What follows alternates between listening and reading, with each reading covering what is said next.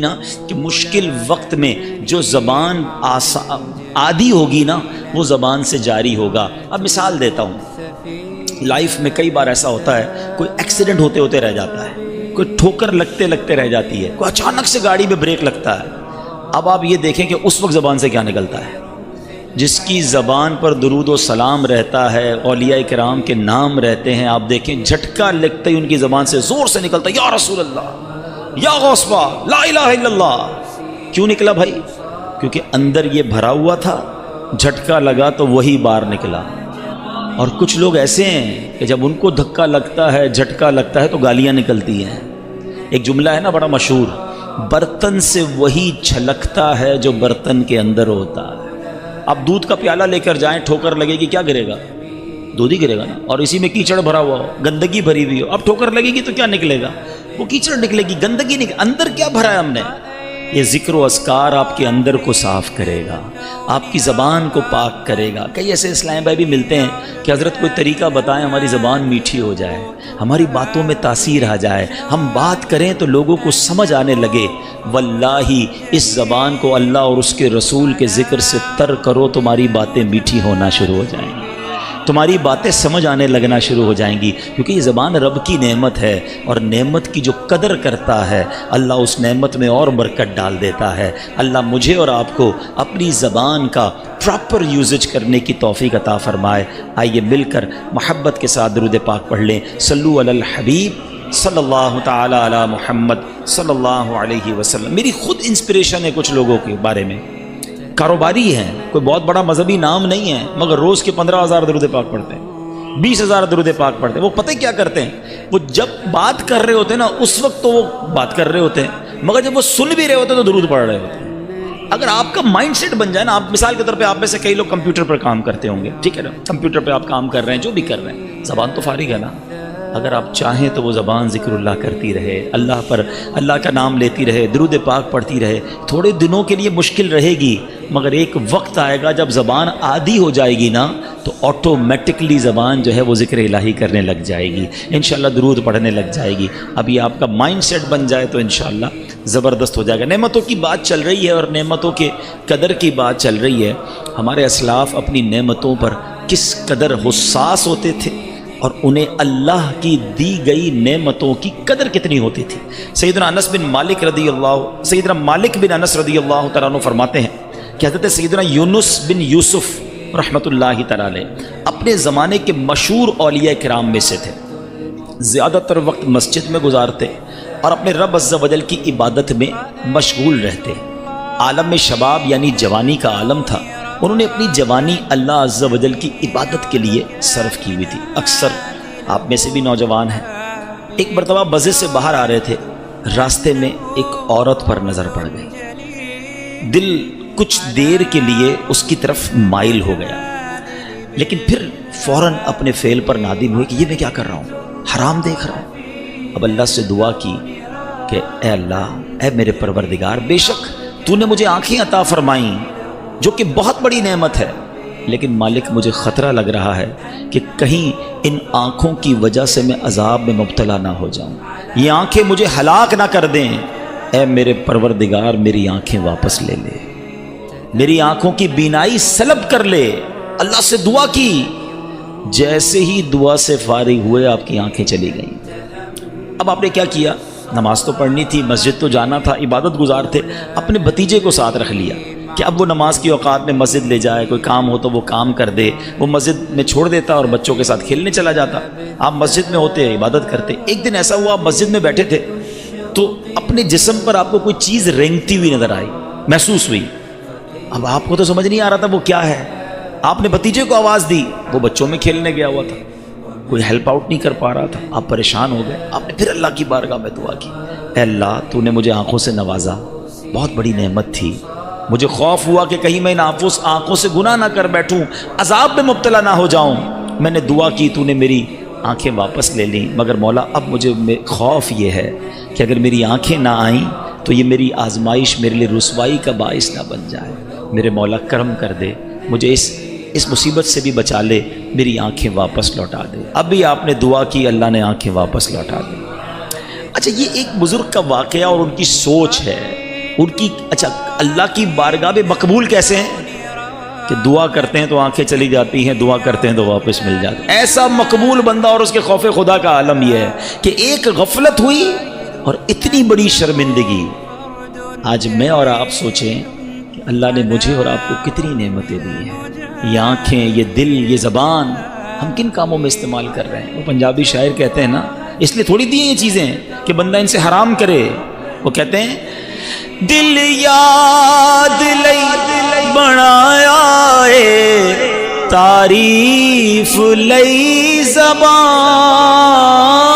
دل یاد لئی بنایا اے تعریف لئی زبان، اکھیاں بنائیاں سونے دے دیدار واسطے،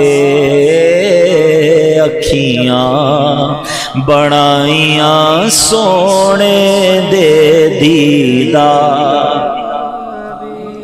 اللہ نے یہ آنکھیں، یہ دل، یہ زبان، یہ آنکھ، کان، پیر اپنی عبادت کے لیے دیے ہیں، اپنی رضا والے کاموں کے لیے دیے. ہم کن کاموں میں استعمال کر رہے ہیں؟ اور یاد رکھو، جس نعمت کا شکر ادا نہیں کیا جاتا، جس نعمت کا حق ادا نہیں کیا جاتا، ڈر ہے کہ وہ نعمت چھین لی جاتی ہے. آپ میں سے بہت سارے تو وہ ہیں کہ جن کو اللہ نے کروڑوں سے اچھا بنایا. ہم سب کو ہی کروڑوں سے اچھا بنایا.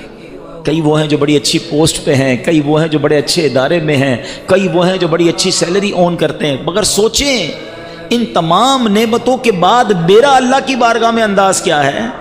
شکوے، شکایات یا شکر ہے؟ دو قسم کے لوگ ہوتے ہیں کہ جن کے پاس بہت کچھ ہوتا ہے مگر پھر بھی زبان پر شکوہ ہوتا ہے، اور کچھ اللہ کے بندے ایسے ہوتے ہیں جو ہر حال میں اللہ کا شکر ہی ادا کر رہے ہوتے ہیں. یہ آنکھیں، اللہ اکبر. یاد رکھیں، آپ تو بہت سارے مختلف اداروں میں کام کرتے ہوں گے جہاں بعض اوقات فیمیل ورکرز بھی ہوتے ہیں. اپنی آنکھوں کی حفاظت کرنا یہ بہت ضروری ہے. سرکار مدینہ صلی اللہ تعالی علیہ وسلم نے مولا علی شیر خدا کرم اللہ تعالی وجہ الکریم سے فرمایا، ترمذی شریف کی حدیث ہے، اے علی ایک نظر کے بعد دوسری نظر نہ کرو. یعنی اگر قصدن، یعنی اچانک بلا قصد، بغیر ارادے سے، ان انٹینشنلی کسی عورت کی طرف نظر پڑ جائے تو ہٹا لو، دوبارہ نظر نہ کرو.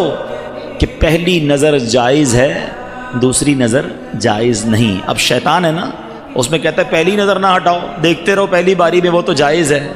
ایسا نہیں ہے. یاد رکھیے کہ اگر پہلی نظر جمائے رکھی تو اب وہ بھی دوسری نظر کے حکم میں ہی ہوگی، اس پہلی نظر کا بھی گناہ ملے گا. اور یہ حرام، جہنم میں لے جانے والا کام ہے بدنگاہی. آنکھوں میں جہنم کے کیل ٹھوکے جائیں گے. جو اپنی کانوں سے حرام سنتے ہیں ان کے کانوں میں پگھلا ہوا سیسا ڈالا جائے گا. کبھی آپ نے دیکھا یہ دونوں جو آرگنز ہیں کتنے نازک ہیں؟ موسٹ سینسٹیو آرگنز ان اور باڈی کون کون سے ہیں؟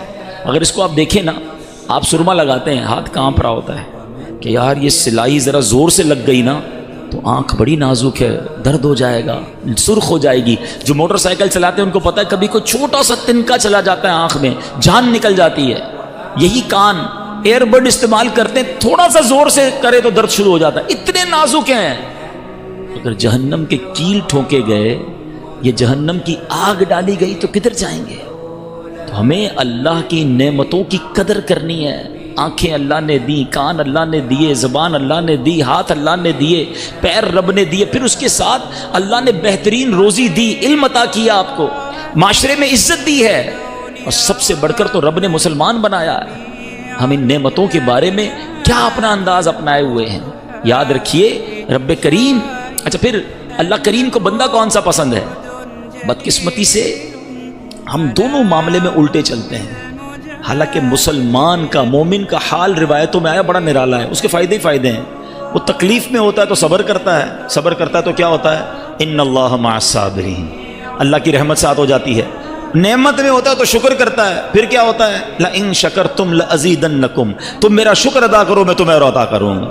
دونوں طرف بینیفٹ میں ہے نا. مومن کا ہر حال برکت والا ہے. تکلیف بھیجی، صبر کر کے اللہ کے قریب ہو گیا.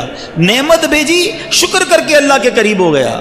مگر دونوں میں حال برا ہے. ادھر کہ تکلیف آتی ہے تو بے صبری کرتے ہیں، نعمت ملتی ہے تو ناشکری کرتے ہیں.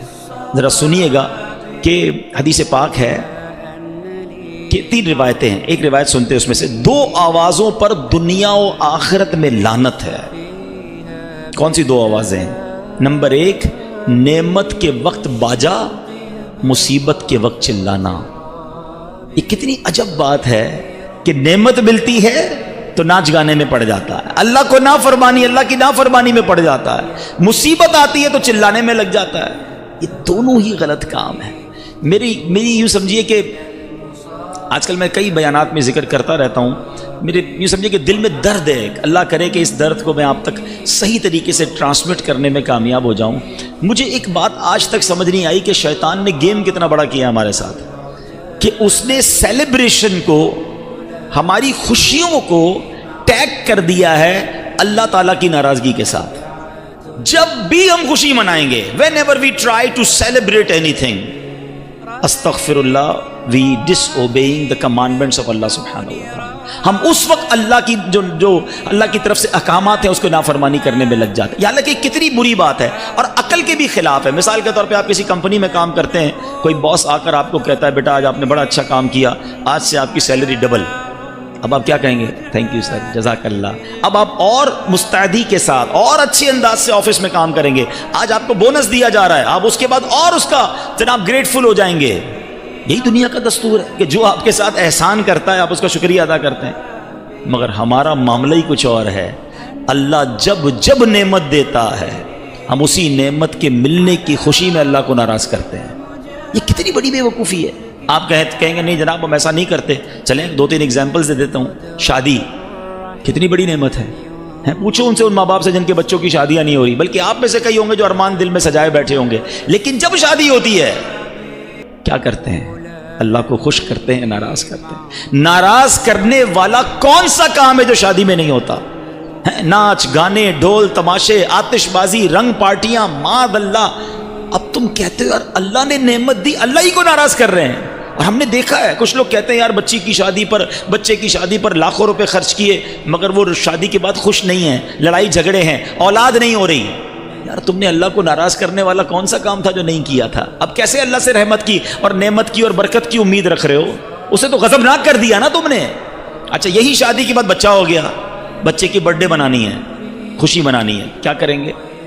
میوزک، ڈھول تماشے، کوئی ایسا کام جو اللہ کو ناراض کرنے والا ہو۔ اچھا اللہ نے نیا گھر دیا، نئے گھر کی دوستوں میں پارٹی کرنی ہے، کیا کریں گے؟ اس پارٹی میں کوئی ایسا کام کریں گے جو اللہ کو ناراض کرنے والا ہو۔ اچھا جناب جاب لگ گئی ہے، اب اپنے فرینڈز کو پارٹی دینی ہے، اس جاب کی پارٹی میں کیا ہوگا؟ کوئی نہ کوئی اللہ کو ناراض کرنے والا کام کیا جائے گا۔ آپ لسٹ بنا لیں، جب بھی celebration, farewell party, anniversary, happy new year, ہر نعمت پر اللہ نے جب تمہیں خوشی دی ہے تم نے اللہ ہی کو ناراض کیا ہے۔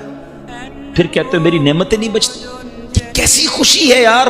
مجھے بتائیے نا کہ وہ خوشی کیسی ہے کہ میں انجوائے کر رہا ہوں، میں سیلیبریٹ کر رہا ہوں، میں خوشیاں منا رہا ہوں، میری فیملی خوش ہے، میرے دوست خوش ہیں، مگر جس نے خوشی دی ہے وہ ناراض ہو رہا ہے۔ مجھے بتاؤ نا، آج ایک نیت کر لو پلیز، میں سمجھتا ہوں میرا بیان وصول ہو جائے گا۔ آج ایک نیت کر لو کہ میں ایسی خوشی نہیں مناؤں گا جس میں میرا رب ناراض ہو جائے۔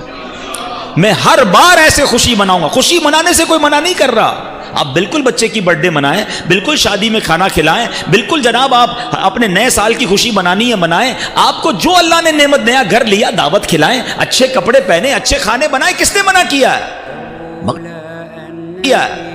مگر شریعت کی باؤنڈری کے اندر رہ کر، تفاخر نہ ہو، تکبر نہ ہو، دکھلاوا نہ ہو، اچھی نیتیں ہوں، مسلمانوں کو کھانا کھلائیں، اچھا لباس پہنیں، دوستوں کے ساتھ مسکراہٹوں کا تبادلہ کریں، تحائف دیں۔ کیوں حرام کام کرنا ہے کہ ایسا نہیں ہو سکتا؟ میرا نیا گھر ہے، میرے دوستوں کو بلایا، قرآن خوانی کی، نعت خوانی کی، اللہ رسول کا ذکر کیا، سب نے کھانا کھایا، میں بھی خوش، دوست بھی خوش، میرا مالک بھی خوش۔ آج سے یہ نیت کر لو کہ میں نے خوشی ایسے منانی ہے۔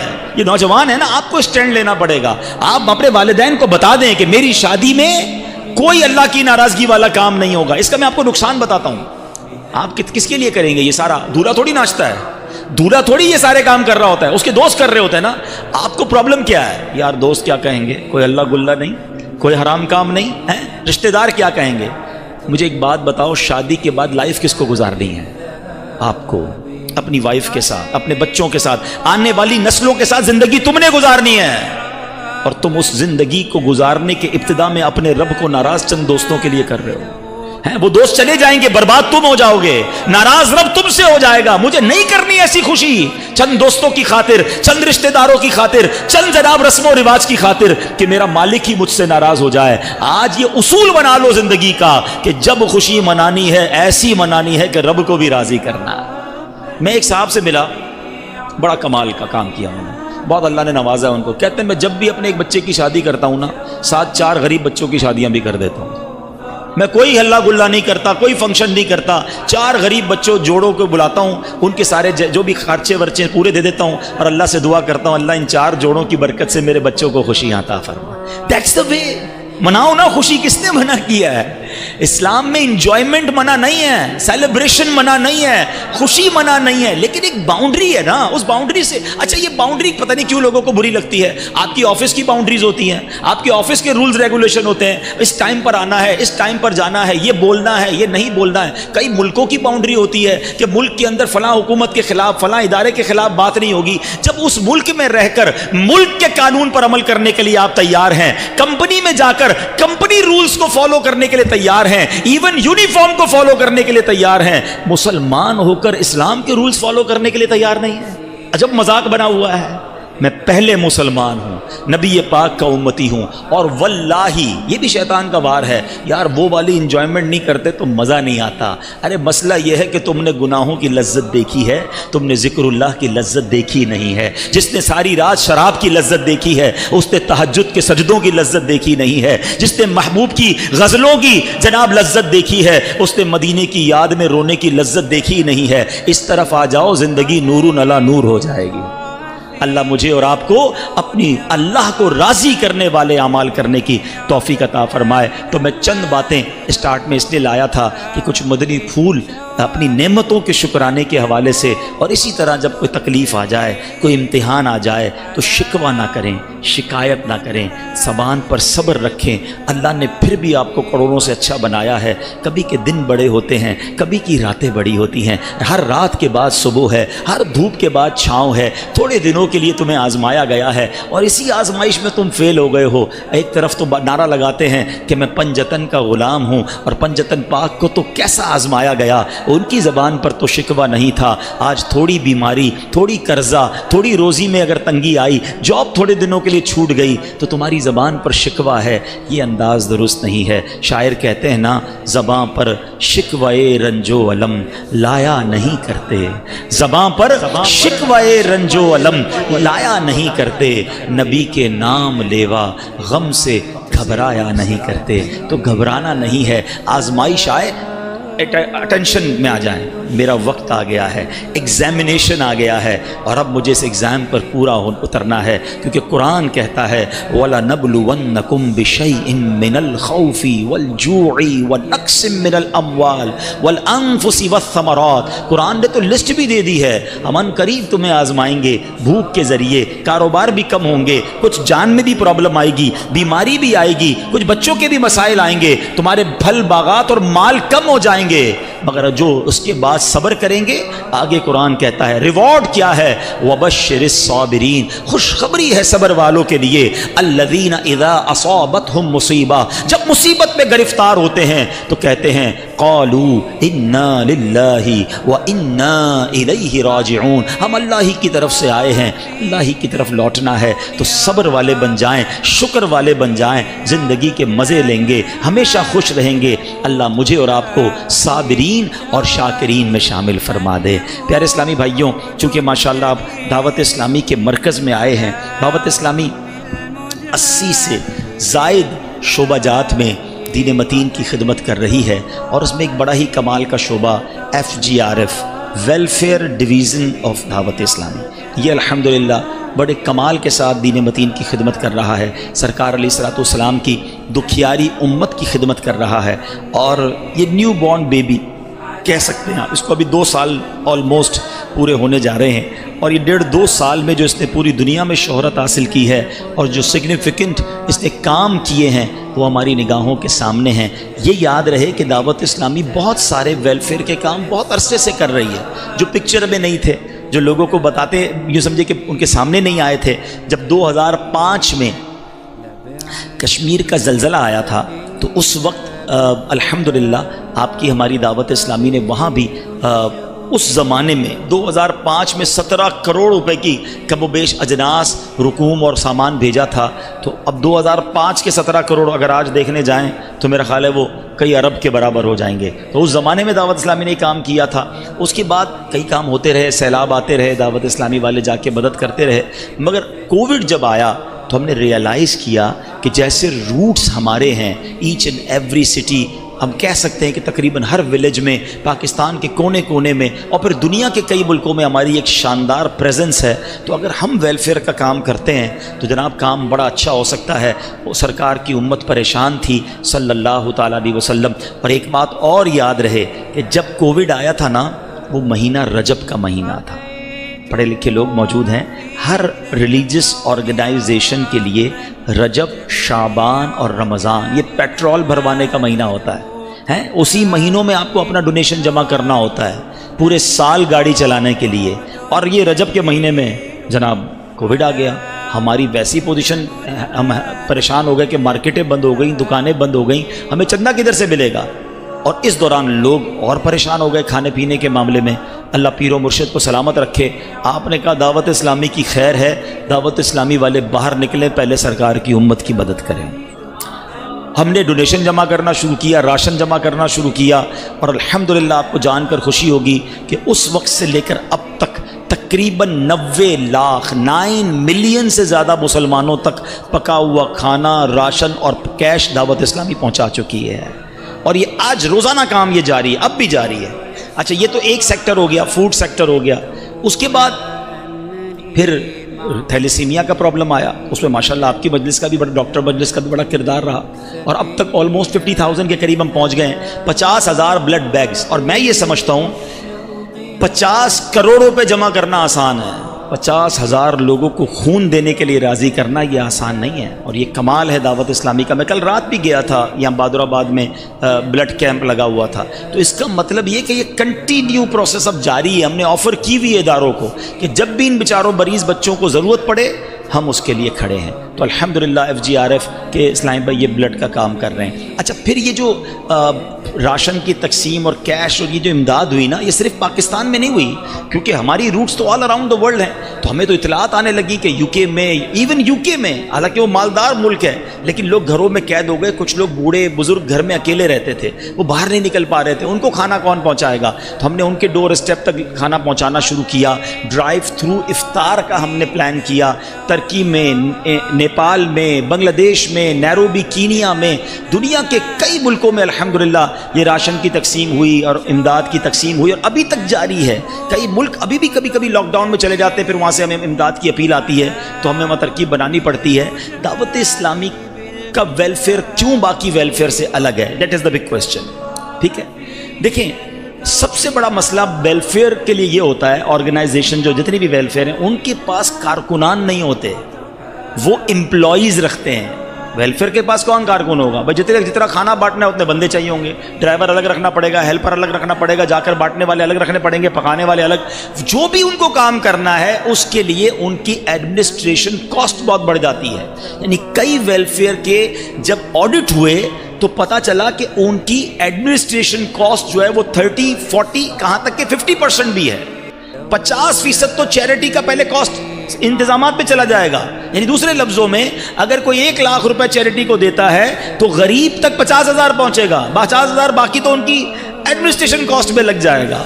اور ہمارے یہاں حال یہ ہے کہ مجھے یاد ہے کہ جب کراچی میں بارش ہوئی تھی, اور وہ آج تک کراچی کی تاریخ میں ایسی بارش نہیں ہوئی, آدھا کراچی ڈوب گیا تھا. ہم خود اس وقت وہاں پر گراؤنڈ پہ تھے, اتنے کیچڑ میں, اتنے پانی میں اسلامی بھائی جا کر لوگوں کو کھانا پہنچا رہے تھے. امیر اہل سنت لائیو تھے مدنی مذاکرے میں. آپ نے پتہ کیا کہا؟ بیٹا جو یہ بریانی لے کر گئے ہو نا, یہ بریانی صرف جو بارش کا متاثرین ہے ان کو کھلا سکتے ہو, آپ نہیں کھا سکتے. وہ کپڑے ان کے آدھے کیچڑ میں، ان کو وہ کھانا کھانے کی اجازت نہیں ہے. یعنی ہم یہ کہہ سکتے ہیں کہ اللہ کی رحمت سے دعوت اسلامی کو جو چیریٹی کرتا ہے اس کا 99% یا 98% جو ہے اللہ کی رحمت سے وہ غریب تک پہنچتا ہے، وہ ڈائریکٹلی ایک مجبور تک پہنچتا ہے. تو یہ وہ کام ہے جو الگ کرتا ہے FGRF کو، کیونکہ FGRF کے اپنے کوئی کارکنان نہیں ہیں، لیکن پہلے سے چونکہ دعوت اسلامی ایگزسٹ کر رہی ہے اور پیر و مرشد سے جو ان کی اٹیچمنٹ ہے، دعوت اسلامی کے ساتھ جو ڈیڈیکیشن ہے. ارے دنیا میں کون تھا جو کووڈ کے دنوں میں باہر نکلنے کے لیے تیار تھا؟ اعلان ہوتا تھا ہاسپٹل کے قریب نہیں جانا. پیر و مرشد نے کہا میرا خون کام آتا ہے تو لے لو ورنہ میرے بچوں باہر نکلو. اس وقت ہاسپٹل کے باہر لائنیں لگ گئیں اور لوگوں نے جا کر بلڈ دیا. مجھے کئی چینل نے بیپر پر لیا، کہتے یہ جناب کمال ہو گیا، آپ نے اس زمانے میں 10,000 بوتلیں کی تھی، 8-10,000 ہوئی تھی، 8,000 بوتلیں آپ نے دے دی، دعوت اسلامی نے کمال کر دیا. میں نے کہا حضرت ابھی آپ نے ہمیں پہچانا نہیں ہے، آپ کو 8 لاکھ خون کی بوتلیں چاہیے، دعوت اسلامی دینے کے لیے تیار ہے. ابھی تو ہماری بہنیں نکلی نہیں ہیں. مجھے اتنے میسج آئے اسلامی بہنوں کی مجلس کی طرف سے، پیر صاحب نے دعا دی ہے خون دینے والوں کو، ہم اسلامی بہنیں بھی خون دینا چاہتی ہیں. میں نے کہا ابھی بھائی بہت سارے باقی ہیں، پیر صاحب کے بیٹے بڑے باقی ہیں، پہلے ان کو تو ہونے دو، پھر بہنوں کی باری آئے گی. یقین کریں یہ آپ کے نگران ہیں، ان کو پتا ہے صوبان بھائی کو، کئی شعبہ جات نے، ڈاکٹرز نے، ہاسپٹل نے منع کر دیا کہ بھائی ابھی رک جائیں، آپ تو خون دے دیں گے، ہمارے پر رکھنے کی جگہ نہیں ہے. کیونکہ ہمیں بعد میں پتا چلا کہ تھیلیسیمیا کا جو بلڈ ہوتا ہے اس کو پروسیس کرنا پڑتا ہے، اس کے لیے باقاعدہ ایک سسٹم ہے. ایسا نہیں کہ آپ 1000 بوتلیں بھیج دیں، وہ ضائع ہو جائیں گی.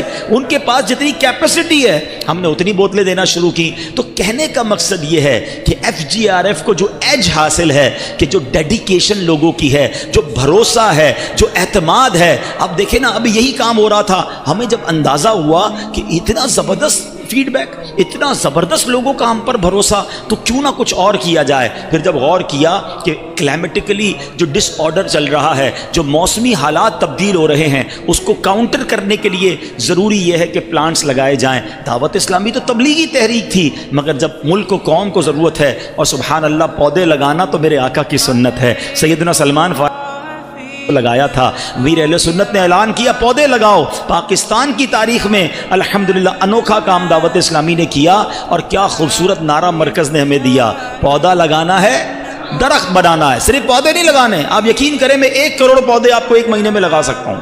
1 کروڑ پودے لگا کے تصویریں کھینچیں گے، سیلفیاں بنائیں گے، ساری دنیا میں نام ہو جائے گا. پھر اس کے بعد آگے دوڑ پیچھے چھوڑ. ہم نے کہا نہیں، امت کا پیسہ ضائع کرنے کے لیے نہیں ہے. پودے لگائیں گے، بے شک تھوڑے لگائیں گے، ان کو درخت بنائیں گے. مزے کی بات بتاؤں، ابھی آپ کے پاس آنے سے پہلے ہی پوری پاکستان کی پلانٹیشن مجلس کا مشورہ جاری تھا. ہم نے 20 لاکھ پودے پچھلے